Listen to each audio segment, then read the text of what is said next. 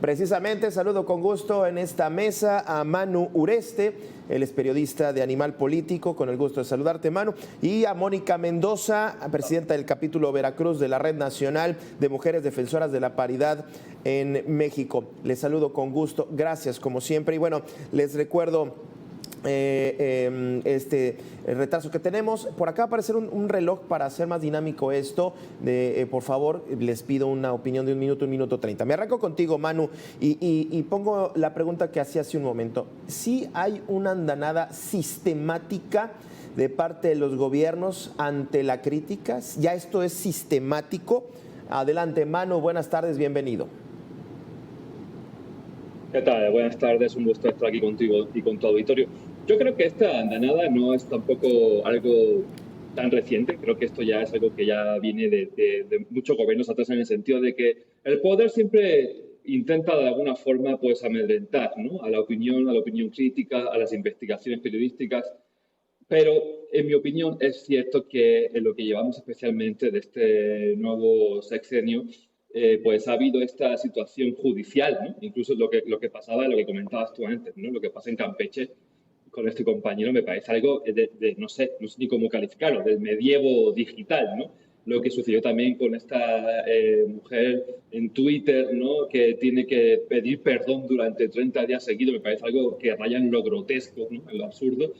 Y bueno, al final son mensajes que se mandan, ¿no? Son mensajes de esto va a pasar a quienes critiquen, a quienes estaban un periodismo crítico, y por eso me parece sumamente grave por un lado y también muy peligroso por otro, especialmente en el contexto en el que estamos, ¿no?, de un país que es de los más violentos del mundo para ejercer el periodismo, para los medios de comunicación, para la prensa, y en ese contexto que ahora tengamos, además de eso, que sumarle esta situación de la justicia, viendo cómo acalla a la opinión crítica sobre ciertos políticos o diputados, que me parece un grave retroceso en el tema de libertad de expresión en México.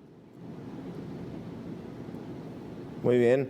Mónica, ¿verías ya algo sistemático de parte de la autoridad estar utilizando recursos legales, judiciales sobre todo, para acallar la crítica, para desincentivar la crítica, Mónica?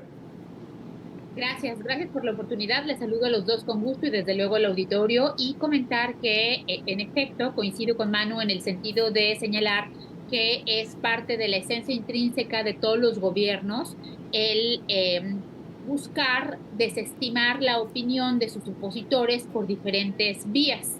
Lo que estamos observando, y lo hacemos con gran preocupación desde parte del capítulo Veracruz y de toda la Red Nacional de Mujeres Defensoras de la Paridad en todo, es que este momento actual en el que nos encontramos ahora está marcando como precedente el uso político de un recurso diseñado para la defensa de víctimas, denominado la violencia política contra las mujeres en razón de género, como el recurso al cual están acudiendo figuras ancladas en el poder político, cercanas al poder político, pertenecientes a él, para intentar, aludiendo a esta figura legal, pues justamente ejercer la censura en contra de las voces opositoras que de alguna manera cuestionan su actuar público.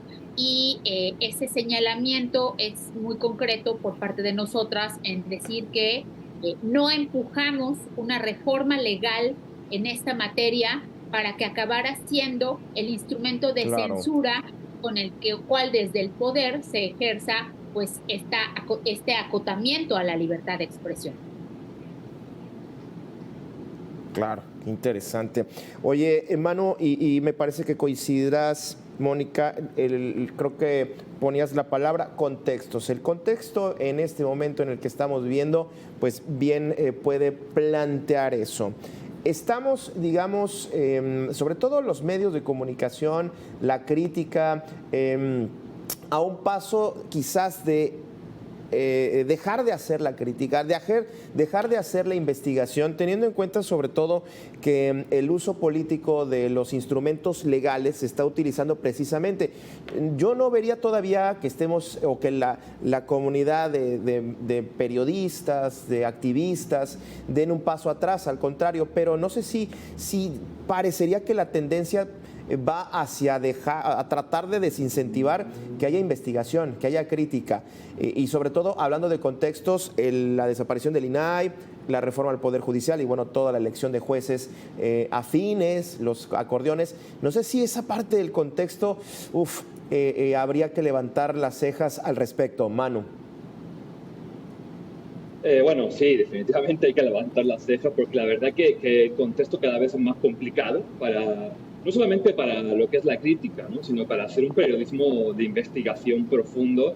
Cada vez se ponen más trabas, cada vez es más complicado. Claro. Con esto que acabas de comentar, ¿no? Del tema del INAI, qué va a pasar con la reforma judicial y los jueces a modo, ¿no? Son temas realmente preocupantes de lo que viene a partir de ya.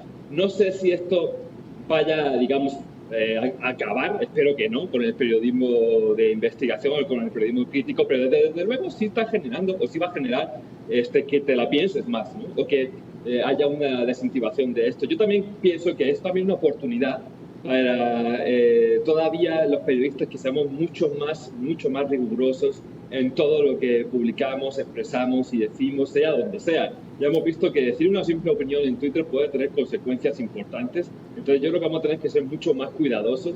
Y en el tema de las investigaciones, pues digo, yo hablo por lo que hacemos en el nivel político, siempre procuramos, obviamente, el objetivo es ser los más plurales, precisos, rigurosos, ¿no? Pero creo que todavía ahora el reto es aún mayor, porque incluso haciendo eso puede ser sujeto de un proceso de este tipo legal, pero bueno, pues no le demos facilidades a quienes quieren usar este tipo de herramientas legales como la que exponía Mónica, pues para acallar a la crítica. Creo que debemos seguir haciendo nuestro trabajo y hacerlo todavía mejor si cabe para poder sortear todas estas dificultades.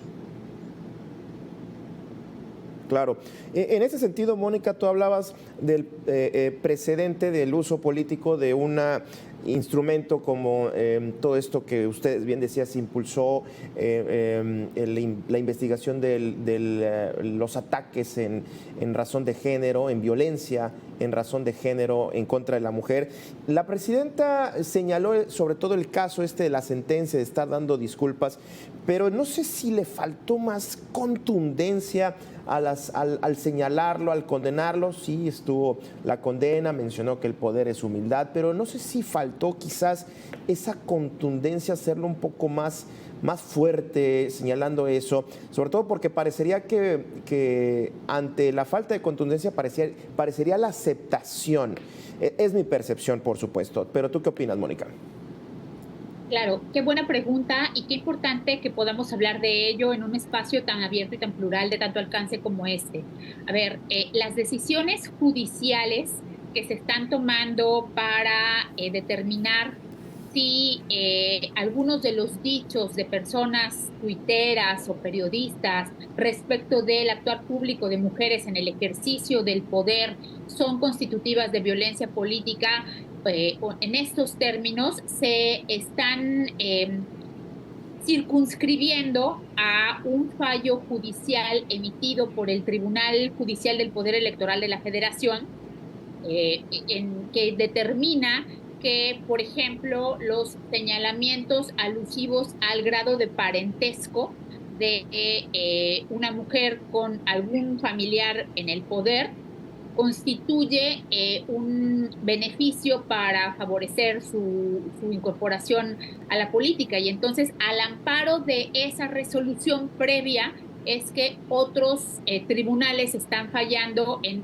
señalar que sí, en efecto, eso es constitutivo de violencia política. De tal manera que, aunque si bien es importante, es relevante lo dicho por la presidenta en la mañanera, pues desde luego que eso no tiene peso judicial, sino que pues simplemente claro, es su opinión con respecto a un hecho. Aquí lo que tendríamos que hacer es que el tribunal determinara un criterio más específico para el señalamiento de este delito.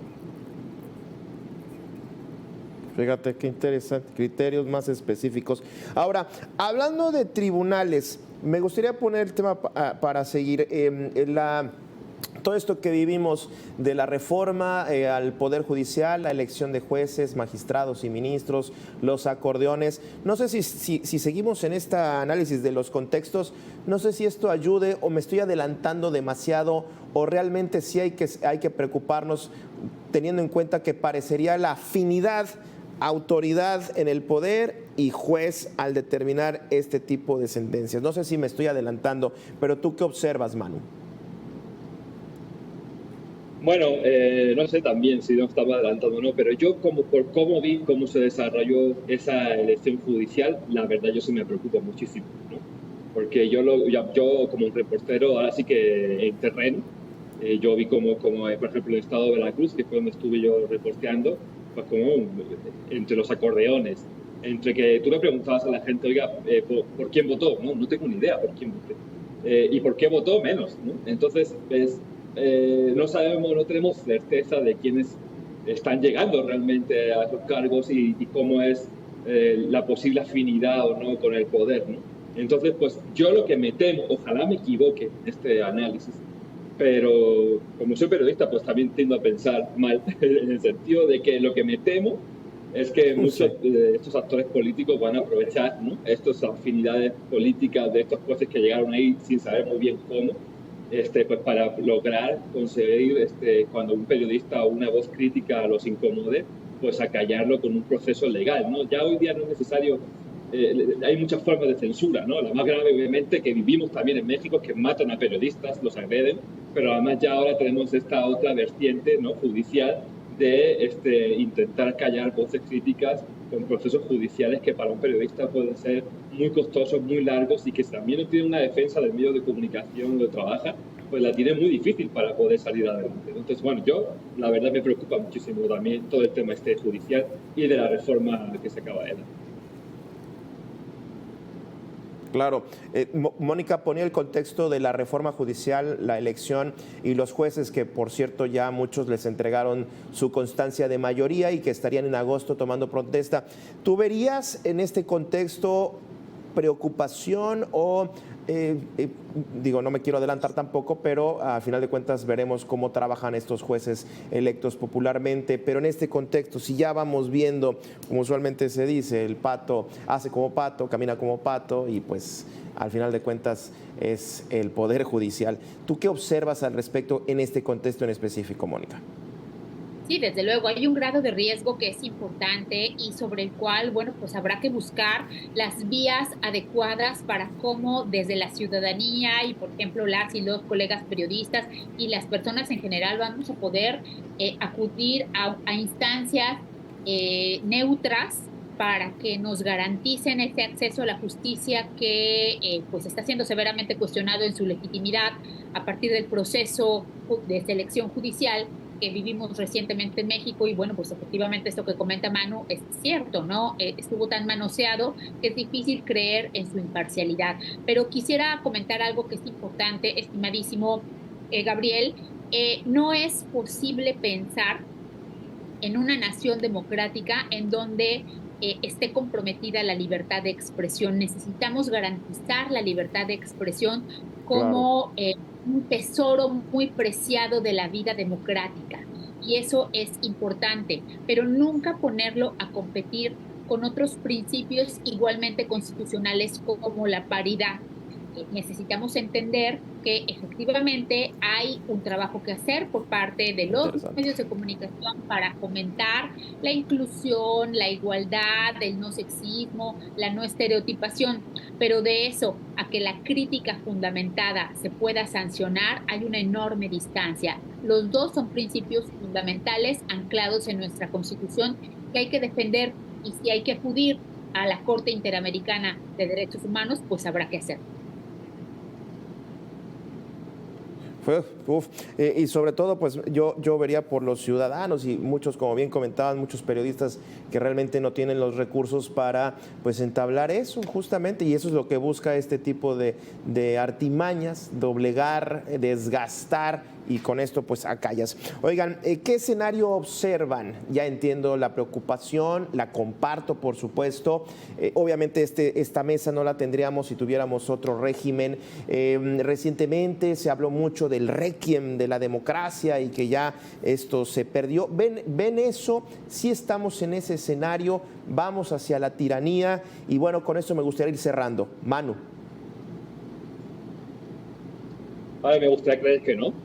Tampoco ahora mismo creo que podamos decir que vivimos en una tiranía, creo que eso todavía sería algo muy exagerado, pero hay elementos que nos hacen ver que hay un proceso de regresión democrática, ¿no? El que se eliminen los contrapesos, el que se eliminen instituciones como el Instituto de Transparencia del Acceso a la Información. Vamos a ver cómo va a funcionar esa nueva transparencia para el pueblo.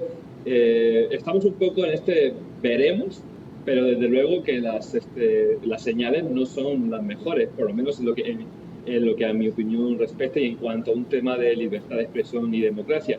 Estos nuevos, digamos, estas situaciones que está habiendo de censura, pues tampoco invitan al optimismo. Entonces, bueno, pues en un país donde hay un partido que tiene una amplia mayoría en todas las cámaras y con un poder tan importante y con una maquinaria de propaganda y de comunicación tan fuerte y tan importante, pues desde luego que las mejores señales, por lo menos desde mi punto de vista, no son. Pero vamos a ver qué sucede.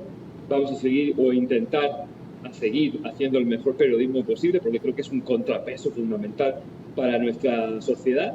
Pero la verdad que la situación está complicada, si bien es cierto, insisto, que no creo que a día de hoy podamos hablar todavía de una dictadura ni de una tiranía así tan cambio. Muy bien. Cierro contigo, Mónica. Por favor, tu conclusión de 1 minuto.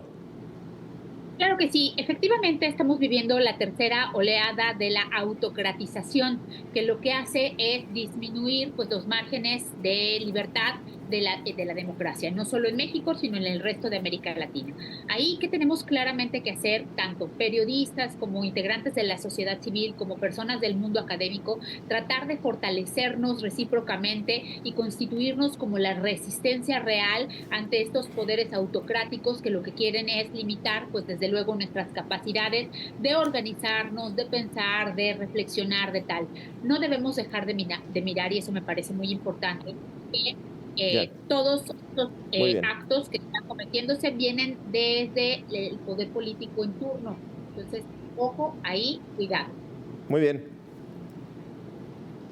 Manu, Mónica, muchísimas gracias por haber estado con nosotros esta tarde. Les agradezco infinitamente. Con esto cerramos esta tarde. Le invito, quédese en la programación de Mega Noticias. Con permiso.